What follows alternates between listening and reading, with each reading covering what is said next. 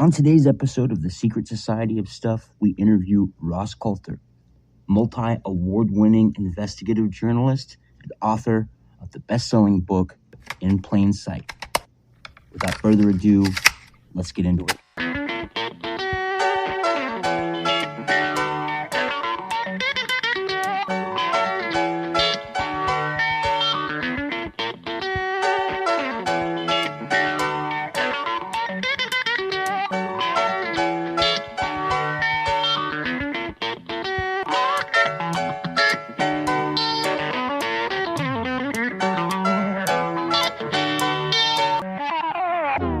Can you hear me now? Yeah, you're grand. Can you hear me? Yeah, I can hear you fine. Dude, this is gonna be dope. Have you seen the new documents about sunburn and brain damage and possibly Havana syndrome being related to UAPs? Oh, I thought you were sending me something about your last doctor's appointment or something. I didn't know what that was. I was like, God, man, I'm sorry. I feel so bad for you. Yeah, I'm super stoked. This should be really fun. I've got some interesting insights on Tom. I can't say his name without laughing. I know. All right, I'm sending Ross the link. I told him we were doing pre-show to feel free to come on whenever he wanted. That way he's got a little bit. This is going to be fun. Did you see what I sent you about what Rob 3 said about what's going on in New Mexico with the homeless population and people just slaughtering them on the side of the fucking road and nobody gives a fuck? No. Good morning, gentlemen. How are you? Very good. How are you, sir? Good morning. Very, very well. Is this audio good for you guys? Yeah, it sounds great. How are we? Ross. Yep. All good. Whereabouts are you guys? Austin, Texas here. Oh, great town. Yeah, buddy. And I'm east of Birmingham, Alabama. Oh, okay. Rob lives about 13 miles, is it west of a nuclear power plant? He's had some pretty wild experiences from some of the crafts that have buzzed that area out there. So you've seen them, have you, Rob? Yes, I'm an actual experiencer. So that's what put me into the rabbit hole. Oh, okay. No, because it's funny. I didn't realize until I spoke to Robert Hastings, the author of UFOs and Nukes. I didn't realize how widespread the visits to nuclear sites were, because as far as Bob can tell, every single nuclear missile silo and every single nuclear weapons plant has been visited. Goodness. It's such a strange phenomenon. I was listening to some of your interviews with Jai Mungal and one that you gave, I forget what the name of the cast was, where you were talking about how varied the phenomenon is. And in my experience, I found that one hypothesis doesn't really explain everything to me. It's not very satisfactory. I agree with you. I think the ETH, as we say, is probably the least likely explanation for the vast majority of the phenomenon. I don't think these are little green men from another planet, frankly. Yeah, I don't either. But, then again, the time hypothesis, I hate to say time travel, it just sounds so woo-woo, that doesn't really explain it for me either. Just considering they supposedly started coming in 1947 or 1945, rather, with the first nuclear tests. But there have been so many accounts of these things throughout history that hypothesis doesn't really account for those things either. I agree with you. It's funny. I've been kind of amused because I'm a journalist. All I do is report what I'm told, basically. Right. And I talk to a large number of people in your defense, national security infrastructure, and a number of them had talked to me about the time travel hypothesis, future human hypothesis. And next thing I know, I'm an advocate for this hypothesis, and I'm essentially being reported as a champion of it. And I don't necessarily agree with it. And, friends of mine who know a lot about quantum physics and the possibilities of time travel, they're very skeptical about it as an explanation. But a lot of people mistake journalistic reporting of what I'm told for me espousing a particular viewpoint, and that's not the case at all. Right. And, I'm not a journalist. I have no journalistic, credibility whatsoever. But I've found that even theories like the IDH, the interdimensional hypothesis, and then there's the occult hypothesis, all of these things, it seems like wherever you focus your attention, you're going to find evidence that supports that theory.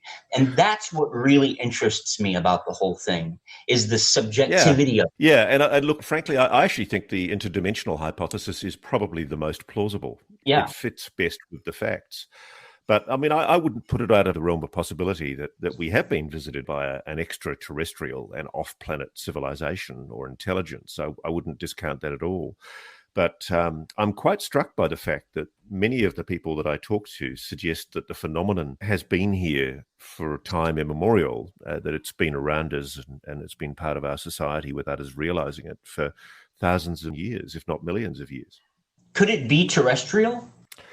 Well, in the sense that it resides on this planet, yes. So what about its clandestine operations? Well, you might say clandestine, but if it's an interdimensional life force, then maybe it's sharing this planet with us in another dimension. I don't know. I mean, I think one of the things about quantum physics, which I regularly try to understand, but generally fall face first into the book that I'm reading, but I've got good mates who are scientists who try and explain it to me. And, they say that a lot of what we would call magic and a lot of what we would call the phenomenon may in fact just be interdimensional manifestations of other life forms. And one of the things I think we're realizing as science becomes clearer or less opaque is frankly that a lot of the things that we had as sort of Newtonian certainties, the old ideas that science had basically explained everything and that we now know everything for sure. I think the more we learn, the less we realize we know. That's right. I think empiricism is just about dead. I mean, the things that we can, touch, smell, see, feel, and hear, we're getting to these areas in reality that we simply can't experience in those ways. So we built these prosthetics to help us, understand them. It's starting to get a little scary, to be honest with you. Well, the thing that I find interesting as a journalist is all through my career, I've been really struck by the way that science likes to be declaratory. It likes to assert that the certainty is over. For example, the science of global warming. I mean, we're constantly being told that the settled science, that essentially the mathematical models that are used to predict global warming have made it very, very clear that, we're headed for an apocalypse unless we do all we can to reduce fossil fuels.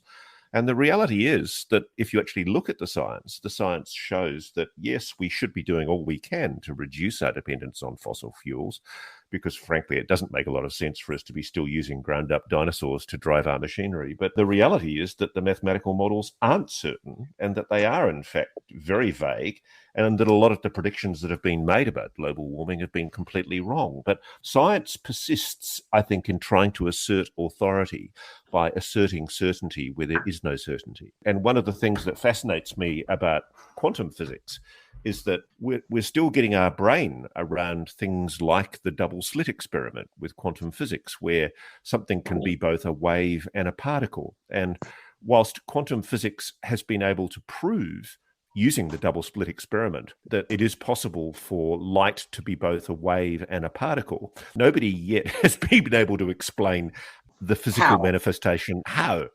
And it's really interesting because we've gone from all of those Newtonian certainties where at the end of last century and the turn of the 20th century, we were being told that scientific certainty was now upon us and that really all of the great questions in physics had been resolved. We now realize that's not the case at all. So I think, frankly, the reality is that we're looking at a situation now with UFOs, UAPs, where there is a phenomenon. It's real. We don't know if it's extraterrestrial. We assume, I think on the basis of evidence, there's overwhelming evidence that it's intelligent. I'm actually making this note during editing. I was listening to this and I thought, how is it intelligent? I mean, are we ascribing intelligence to something that is simply playful, like a dog is playful? Are we in fact anthropomorphizing ourselves onto something that is so inhuman that we can't even comprehend its form? These are questions that I've had for quite some time, and I don't have an answer for them. I mean, it's possible that they're intelligent, and I don't mean to suggest that they're stupid or that they're animals and should be treated as such. I mean, we really need to treat our animals better. Eat more vegetables.